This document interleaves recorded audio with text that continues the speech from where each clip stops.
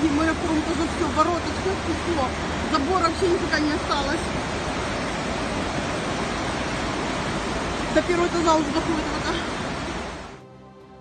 После Ялты и Керчи стихия добралась и до Бахчисарайского района. В результате дождей вчера не на шутку разбушевались речки Бельбек и Кокоська.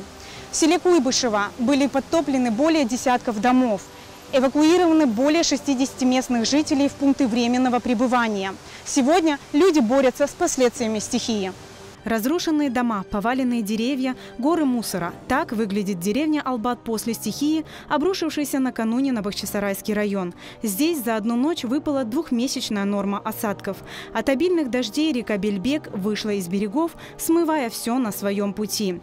В результате десятки домов оказались в воде. Однако местные жители уверены, причиной трагедии стали не только осадки. Внезапно, вследствие того, что открылись шлюзы на водохранилище, или, как утверждает МЧС, что это просто был перелив одного озера в другое и в третье, река Бельбек заполнила само русло и вышла из берегов.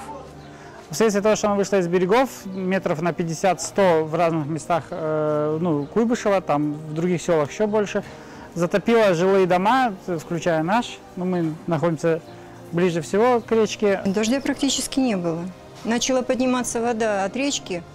Мы еще ходили, смотрели, сын фотографировал. Потом сюда во двор начала, до ступенек дошла, мы зашли в комнату, через 10 минут уже по пояс в воде стояли в последней комнате, которая выше всего находится. И очень быстро, я говорю, мы не успели даже документы все, хорошо хоть паспорта. Были в сумке, сумку взяли, положили там на кровать, она всплыла, поэтому сохранилась. Из всей техники сохранился один компьютер, все. Остальное вон, холодильник, морозильник стоит, неизвестно, они вообще рабочие или нет. А скажите, как уровень воды был? А вот, смотрите, видно же. Вот по стене. Выше роста человечества? Конечно. Вот плитка 50 сантиметров, и она не до конца. То есть получается практически 2 метра. Местные жители пытаются справиться с последствиями наводнения. Селевой поток, обрушившийся на их дома, в считанные минуты лишил имущества. Водой смыло весь урожай, погибли домашние животные.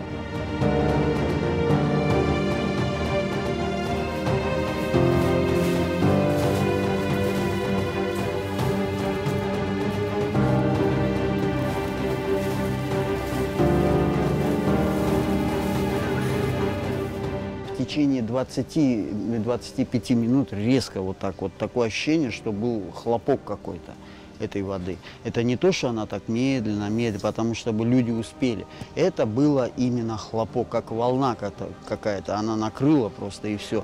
Ну вот видите, высота. Она не могла просто так медленно наполняться, люди бы успели что-то предпринять. Нежилое практически, все, это было все жилое. Сейчас вот вы сами видите, все. Просто все. Все имущество, оно негодно.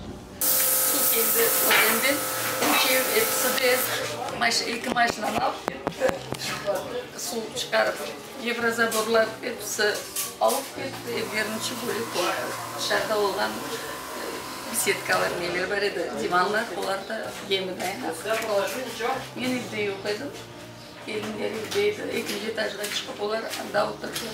Бір сағат шығардылар. Бек çok su toplanған. Екі evде, ана летний кухня, сарайлар, бір şey қалмаған. Жительница этого дома, подопечная социального работника Натальи Пахомовой, после случившегося попала в больницу. Сейчас ее дом расчищают неравнодушные к чужой беде люди. Когда уже немножко спала вода, я к МЧСовцам, ее вытащили, она на подоконнике сидела, вот так вот вся в воде, вот по грудь в воде она была.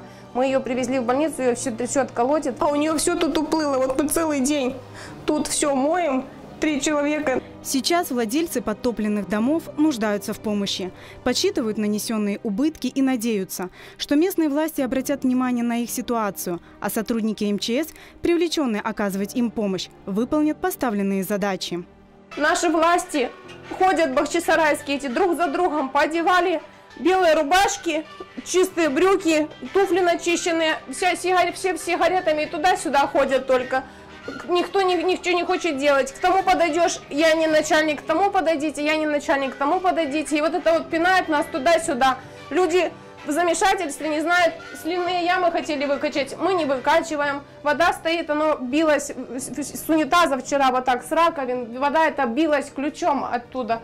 В эти дни уровень воды рек Бельбек и Коккось превысил свой исторический максимум. Трагедия в Бахчисарайском районе унесла жизнь местной жительницы.